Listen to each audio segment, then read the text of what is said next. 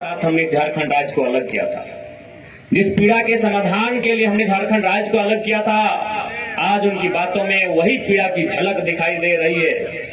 इसलिए आज हमें लगता है, आज हमें आवश्यकता है विस्थापित तमाम विस्थापितों को एक मंच में आने की आवश्यकता है। निसंदेह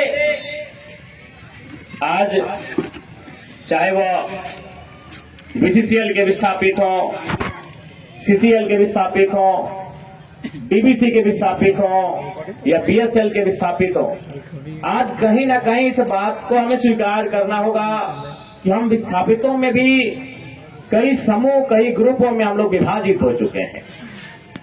आज यदि हम लोग अपनी निजी महत्वाकांक्षा को किनारे रख के, किनारे हटा के अगर नहीं हम लोग मध्यस्थता करते हैं, एक मंच में नहीं आते हैं, तो आने वाला दिन आपके लिए बड़ा दुभर लग रहा है।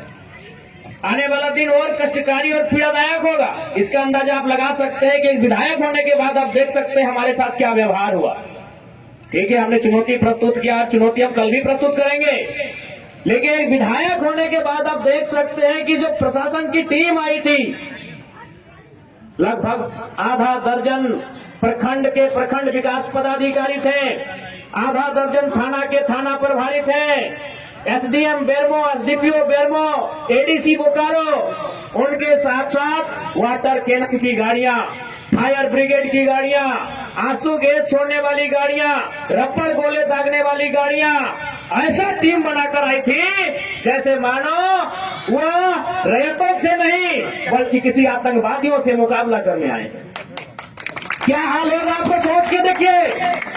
एक विधायक है हम, ठीक है, हमारे समर्थकों ने गलत किया था, सही किया था, वो अलग विषय है, लेकिन प्रशासन का ये रोप, ये कौन सा संवैधानिक तरीका है भाई।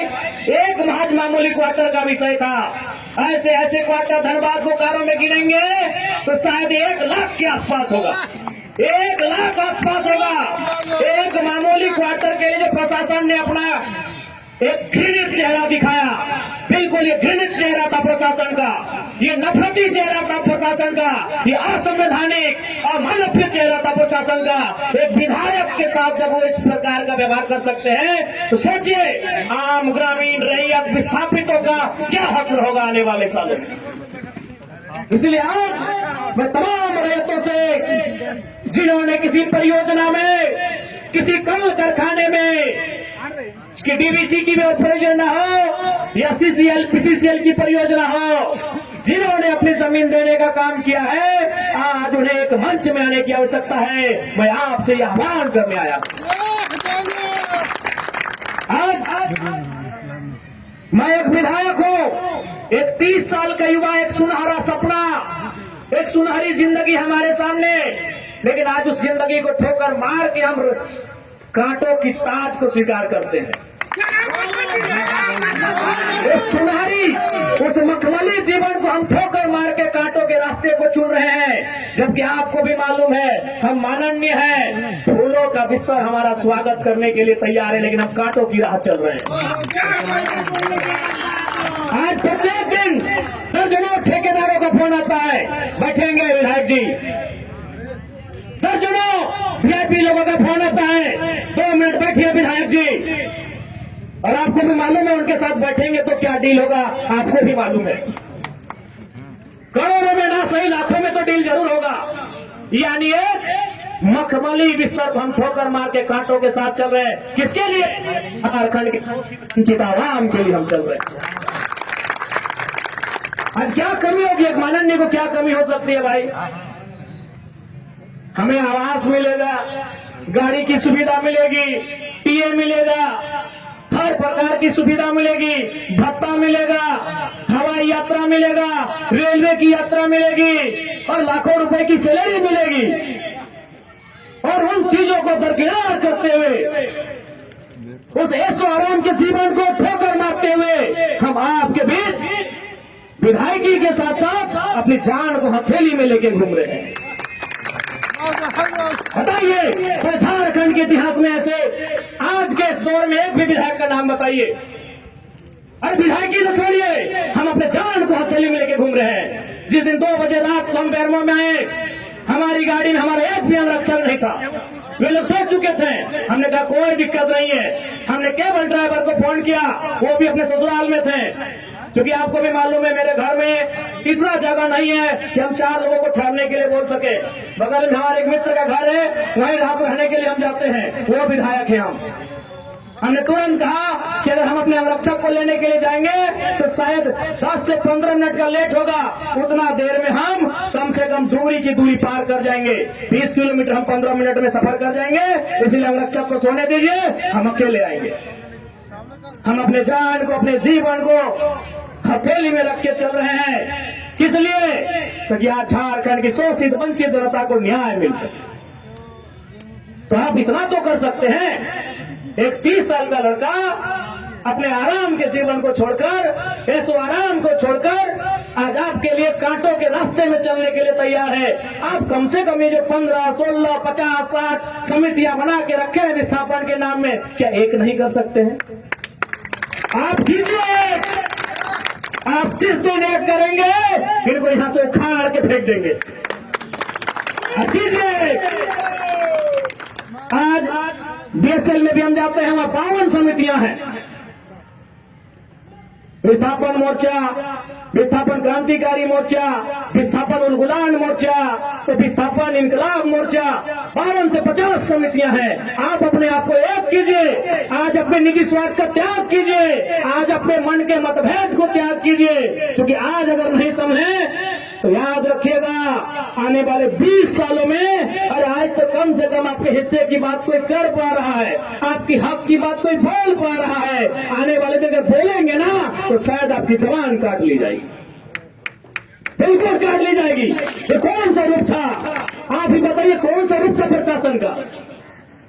देखा था ना आपने जी। अरे पुलिस को छोड़िए, पानी बरसाने वाली गाड़ी थी, आंसू गोला छोड़ने वाली गाड़ी थी, रबर गोली छोड़ने वाली गाड़ी थी, अग्निशमक की गाड़ियां थी, जैसे मानो किसी आतंकवादी से लड़ाई लड़ने आए हैं। इतने बेशरम, इतने निर्लज्ज हो चुकी है आज यहाँ सिस्टम। आज हो सके आज भी मेरी बातों को कुछ लोग तोड़ मोड़ के प्रस्तुत करेंगे कि विधायक के बोल सुनिए। अरे उनको नहीं मालूम है विस्थापन का दर्द क्या होता है।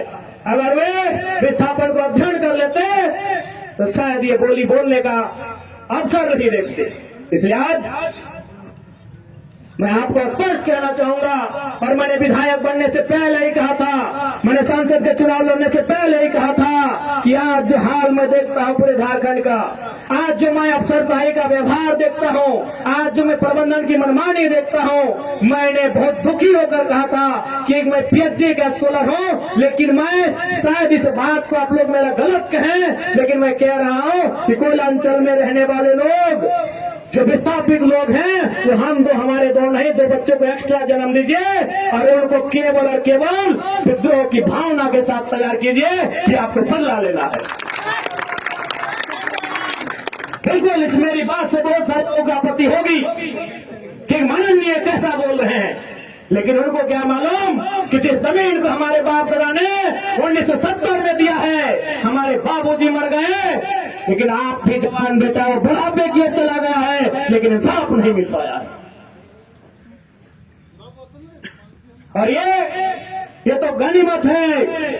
झारखंड के किसान भोले भाले हैं, झारखंड के किसान सरल हैं, झारखंड के किसान सीधे साधे हैं कि आज 1970 की लड़ाई को घीस कर अपने जीवन को, अपने खून को गला गला कर लड़ रहे हैं। अरे ये बंगाल याद होगा तो 1964-65 का दौर था। एक दिन पहले कुछ जमींदारों ने, कुछ सामंतवादियों ने एक किसान को मारा था। उन्होंने नक्सलवादी और नक्सलवादी जैसे घटना को अंजाम दे दिया था। एक दिन पहले। ये तो झारखंड के किसान हैं कि 70 साल से बर्दाश्त कर लिए। बंगाल के किसानों ने एक दिन बर्दाश्त नहीं किया था। आज आप नक्सलवादी सुनते हैं ना, नक्सली नक्सली नक्सली, ये डिक्शनरी का वर्ड नहीं है। नक्सली कोई बुरा वर्ड नहीं है। नक्सली बुरा हो सकता है, नक्सली वर्ड बुरा वर्ड नहीं है। नक्सली एक्चुअल में, वास्तव में बंगाल में दार्जिलिंग जो क्षेत्र है, वहां एक गांव है, उसका नाम है नक्सलवाड़ी। नक्सली कोई डिक्शनरी का शब्द नहीं है।